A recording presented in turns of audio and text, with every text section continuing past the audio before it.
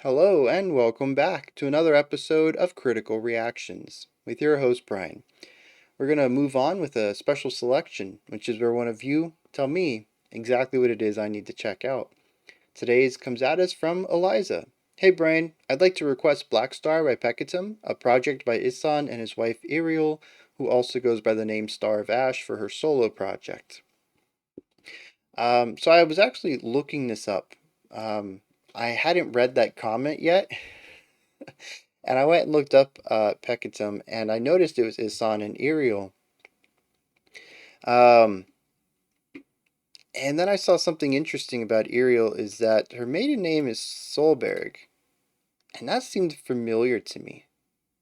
So I went and looked it up, and she's actually the sister to Einar Solberg, the singer of Leprous. That's pretty crazy. That whole little circle right there.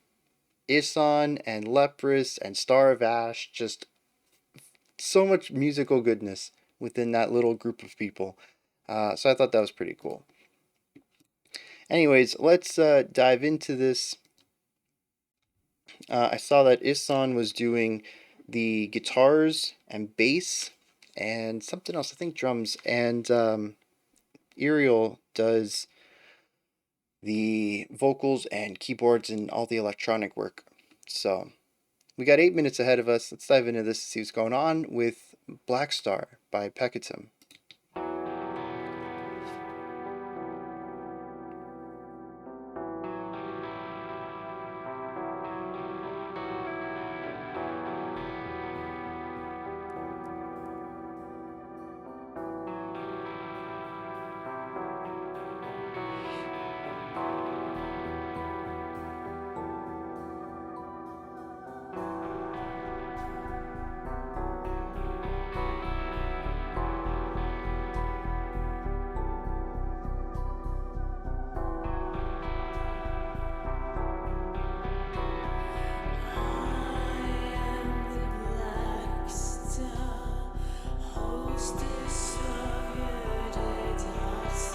Very eerie. Definitely fitting in with the rest of this week's music, coincidentally. I love that bass tone.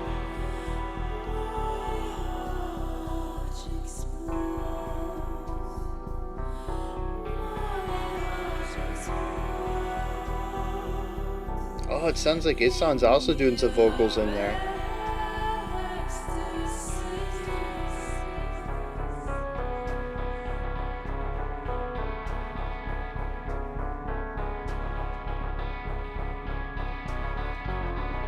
Oh, that's a fun little turn.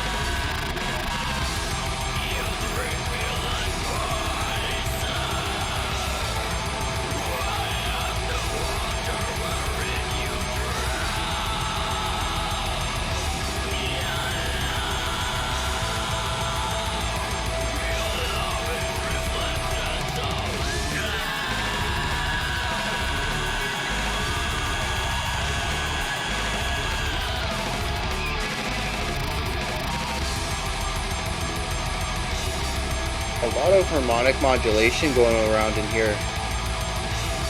Similar riff throughout, but always pushing it up or pulling it down in pitch.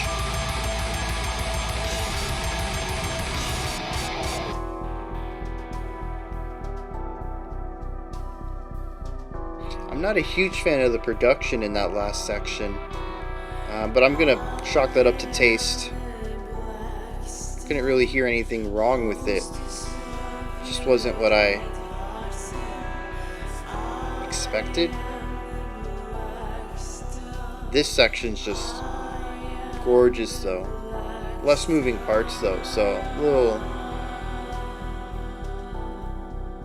little different beast, I suppose, to produce. Oh, I love that. Got a little like 50s UFO sounds.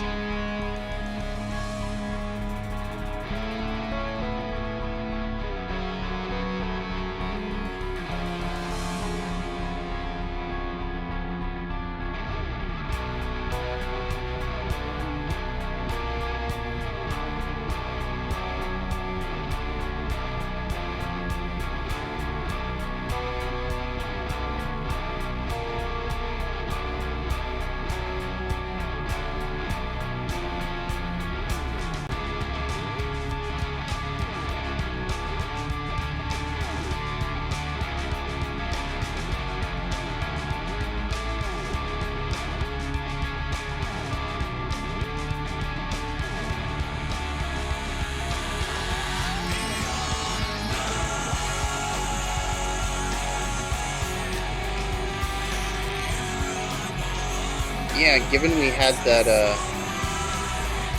yell coming in, I thought we were going back to the scream section, but this is, yeah, really good to set my expectations and undercut them like this.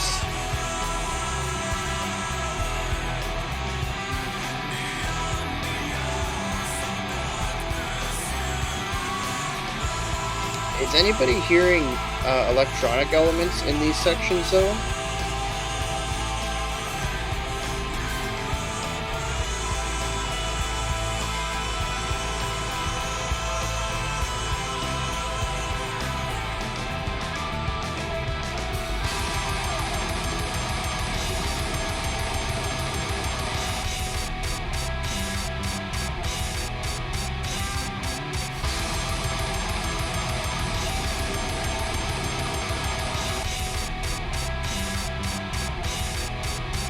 Interesting.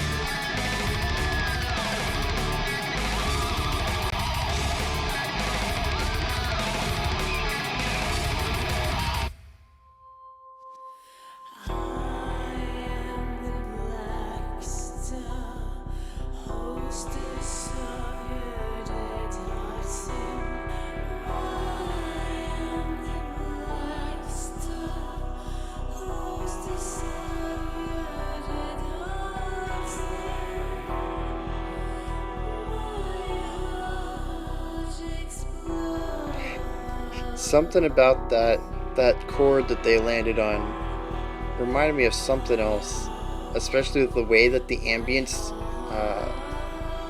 is crafted. Something about the way that she manipulates her voice for those melody runs. Kyo, Deer and Gray. That's what this reminds me of. Just this section, I want to clarify, not the whole song.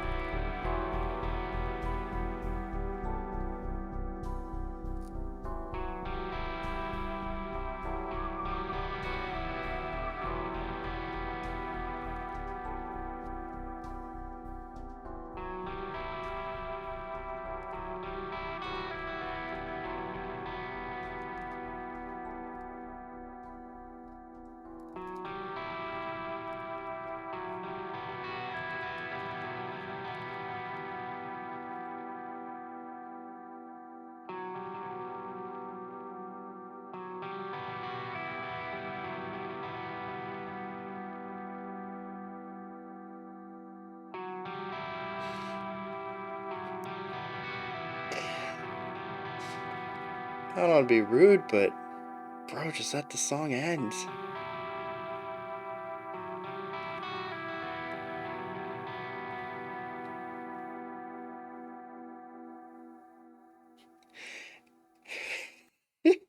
Like 6 times in a row, we get that long held out final note. and then just hangs there for a little bit. I'm like, okay, that's the last one. Then it repeats the riff. I'm like, no, you had it. Just finish the song. Um, Dang, this is interesting. It's been a while since I've been so conflicted about my personal enjoyment of a track that we've checked out on the channel. There's there's enough parts in here that I feel I need to check out more of Peccatum, but there's also an equal amount of parts that I'm like, I don't know if I really want to listen to a whole album of this. But I think we'll get to those later. I want to start with the positives and the more neutral ideas, just kind of breaking down what happened and explaining some ideas here. The song exists in two worlds. We have the somber, sparse electronic section that I think happens to have an electric bass in it, and occasionally has an electric guitar. I think that only popped up once though, and it was used as a transition into the second section, which is metal. There's a guitar, there's screaming vocals, at least the first time through this section.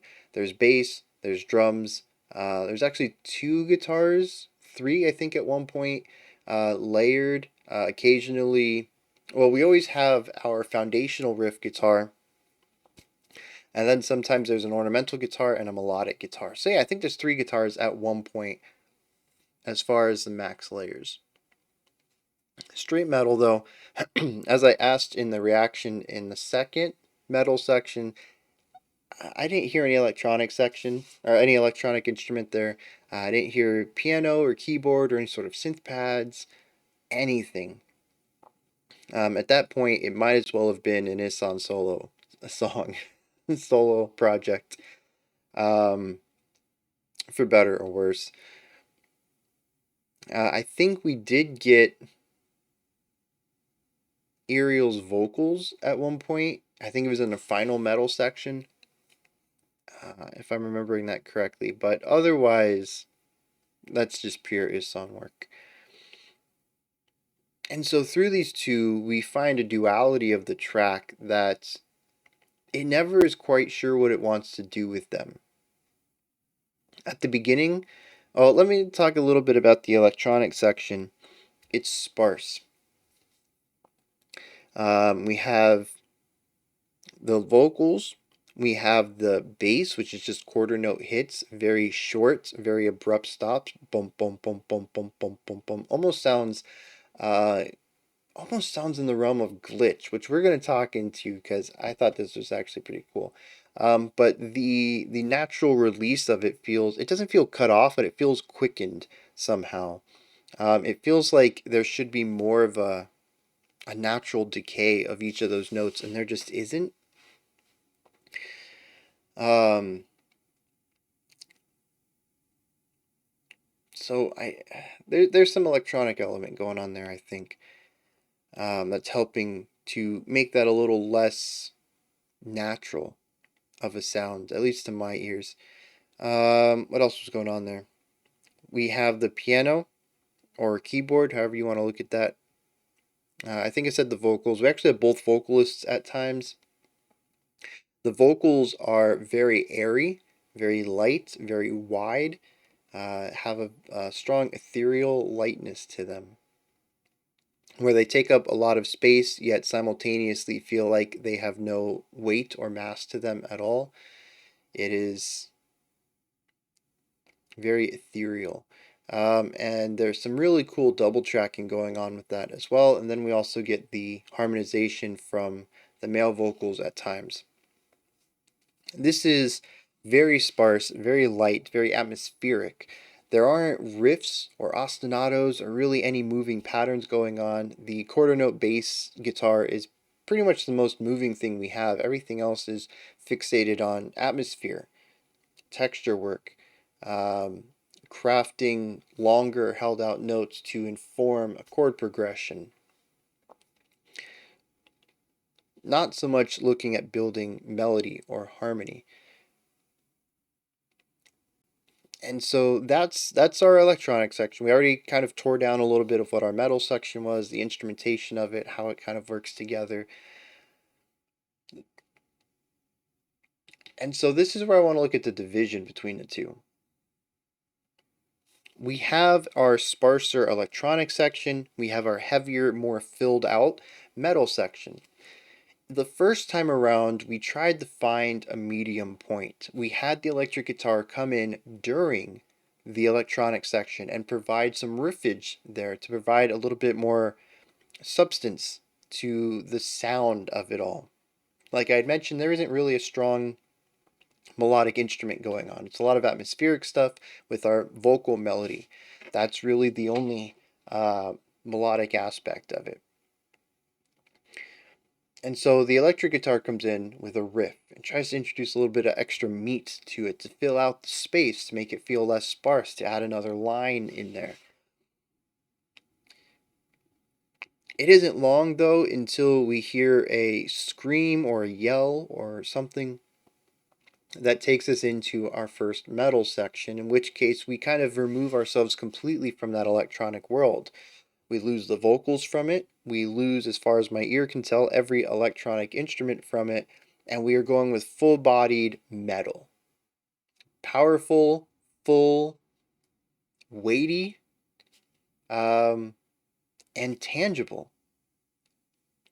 Like I'd mentioned, the electronic section kind of has this ethereal element to it. Like if you tried to reach out and grab it, your hand would go through it.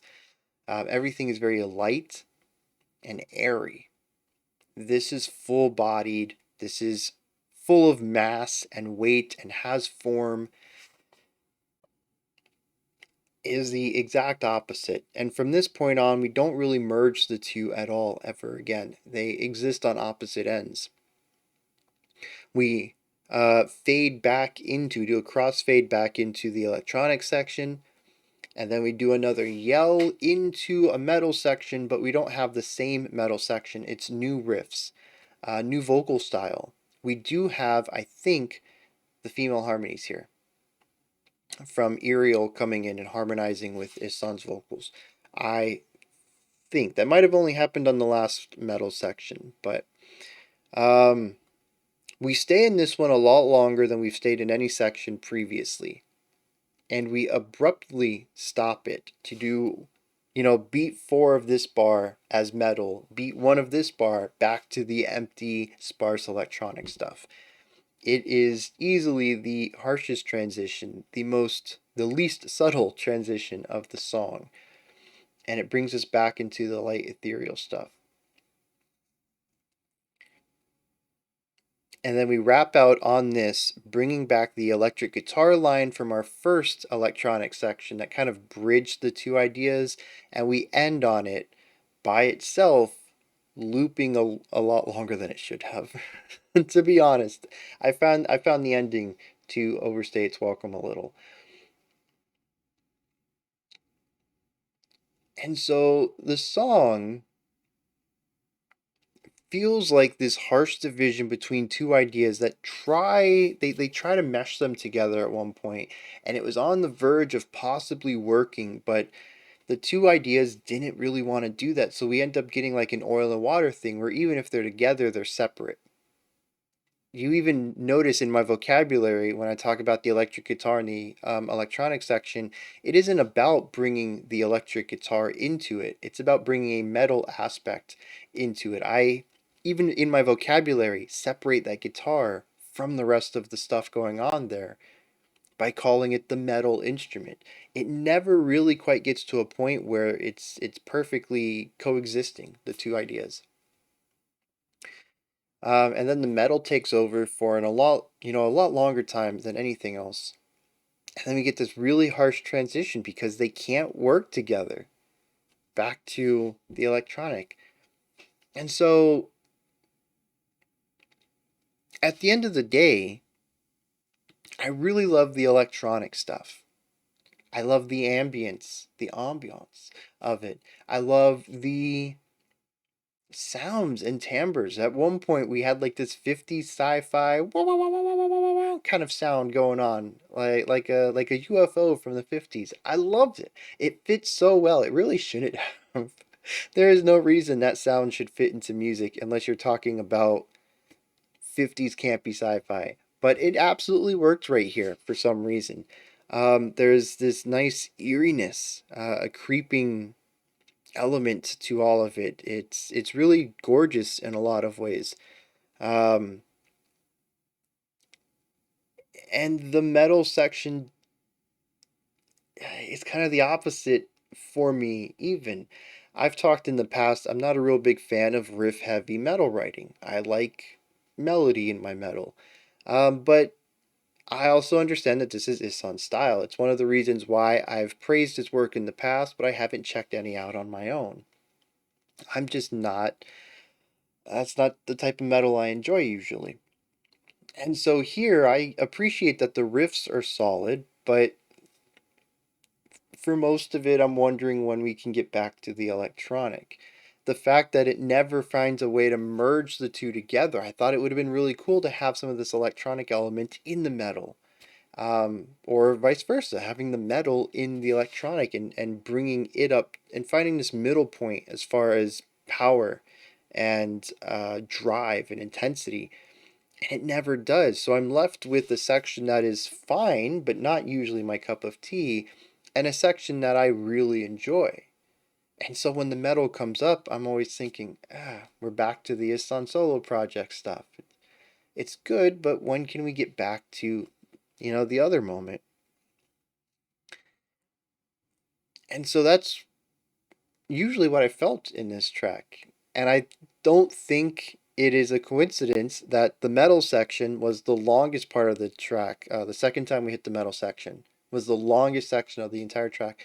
And the whole time I was like, okay, I'm done with this. Let's move on. And it was also the guitar work at the end where I was thinking, okay, I'm done with this. Let's wrap the song up. And so it, like I said, it puts me in an interesting position where I really adore parts of this track, even some of the metal writing. When we had the dual guitar lines going on, there are really cool things. Oh, I forgot to even talk about the glitchy drum stuff in our second metal section, which I thought was very cool. A bit abrasive, but a neat idea altogether. We usually, glitch out vocals or glitch out guitar lines. Metalcore was doing a lot of this. Um, the end of last decade. They might still be doing it. I don't know. I remember hearing it a lot though, in like the 2015s, 2016s. Um, but I don't think I've ever heard glitched out drums. So that was pretty neat, I'll admit. And it was during the metal section that it happened. So it's like I don't completely dislike what was going on in them, but it's all give and take. I like some of this. I don't like other parts. And it's all kind of mixed together in a package that feels like oil and water, where the parts typically that I didn't like weren't running alongside things I did. They were running in place of things I did. And it made me sort of resent them more than I would normally. If I had an entire song of just the metal aspects, I probably would not have had such a negative reaction to them because that would have been all I was given. But the fact that they were replacing something that I was quite enjoying, I mean, that's a bad first impression. Take something away I liked and replace it with something that I liked less. It's not that I hate. Like I said, Ihsahn's guitar work, his writing style, his composition, it's all very solid. I've praised his work in the past and continues on with my views of him as a musician and composer. So it's not that I hate it, it's just I didn't like it as much as what it replaced. They took something I loved and gave me something I liked. And that's going to feel like a downgrade, and that's never something good.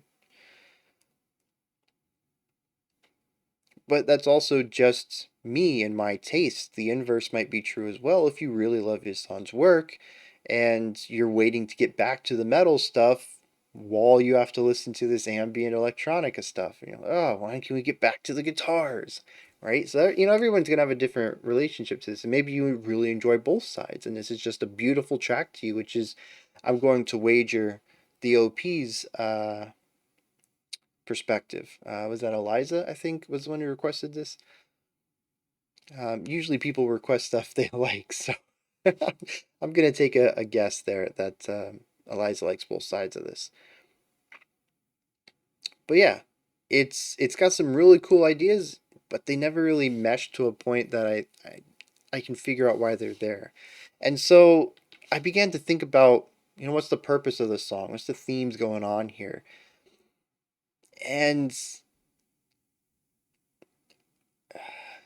I mean, I can look into the surface level of this. There's a harsh division, a schism between these two sides that's tried to bridged over but never quite reaches that. Is this a song about um trying to find that middle ground between two people or two ideas or something? It's called Black Star. What is a black star? That's well, I mean, that's kind of an oxymoron there. Is it even an impossibility? I don't think we have black stars. I'm not an astronomer, not a science major, but I don't think we have black stars. So what would that represent? Most stars give off light. What is a star that absorbs light?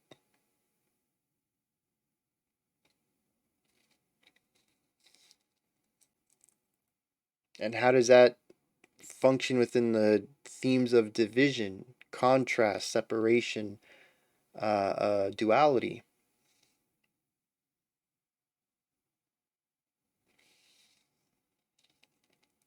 I don't know. Hit some lyrics, I suppose, and see if that opens my eyes at all.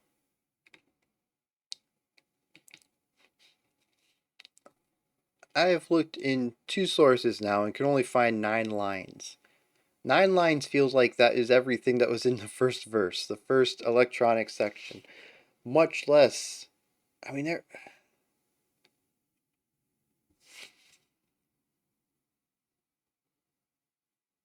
I don't know. It feels like there's a lot more than 9 lines of lyrics in here. But anyways, it seems like a love song, but with very dark imagery of love. Maybe. I don't know.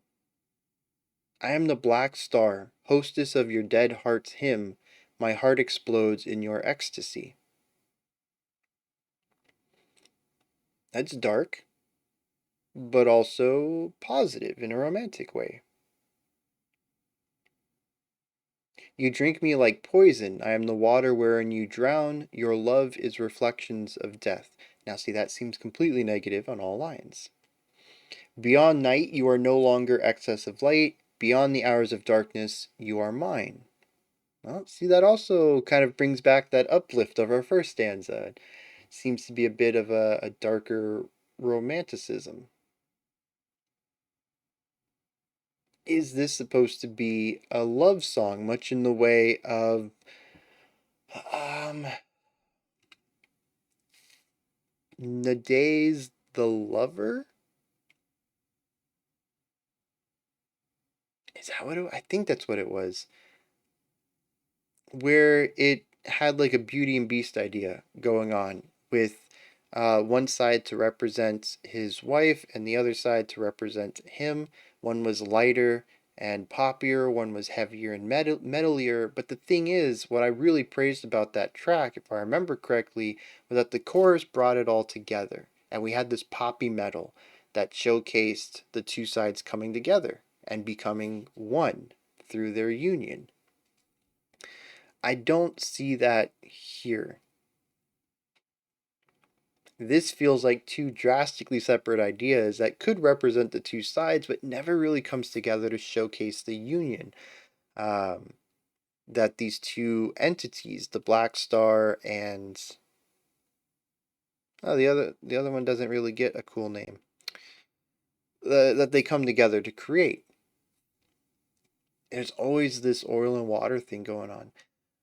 I'm trying to keep in mind though, that there's like 20 years difference between this Peccatum and the Nade song that I'm comparing it to, and 20 years is a lot of time for art to evolve.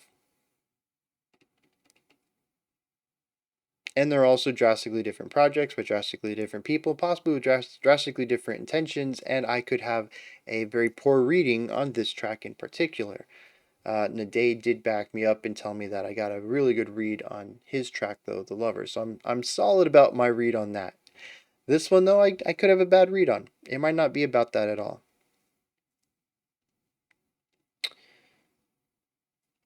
But yeah, I don't even like this. The theme feels just like it's right on the cusp of being good, but there's a couple of things that distract it for me, and it ends up not achieving the greatness that I think it could. Which is how I feel. I'm just so conflicted about this track. I really am on a casual level, on an analytical level, a critical level. It's very well done for the most part. There's a lot of things that don't really work for me specifically as a casual listener, but there's a lot of cool ideas in here throughout that I hope the negative back half of this analysis doesn't overshadow. There is a lot of really cool things going on. So those are my thoughts. I don't know why I can say that on Peccatum's Black Star. What did you think, though? Let me know down in the comments. Did you enjoy this? Was there anything stood out? Was there anything that stood out to you? Was there something that you have a completely different perspective on from me that might shed some light into some of my confusion with this? I don't know. Let me know about any of that or anything else that you think of that you think I should know, because I'm always open for everyone else's opinion as well. Above that, in the description box, you can find a link to Linktree. It takes you here, which has links to support the channel, a way to find my music, links to the Discord server, and so much more. Above that, if you could, like, subscribe, and ring the bell. This whole sign-off is destroyed. It's botched. I can't speak. Everything feels so stilted. We have a creator request coming up next. I hope I can find the mental capabilities to speak during that one so I can finish this week's videos up in a timely manner. Until next time, remember to be critical, not cynical, with the music you listen to, and have a fantastic morning, afternoon, or evening, whenever you choose to watch my videos.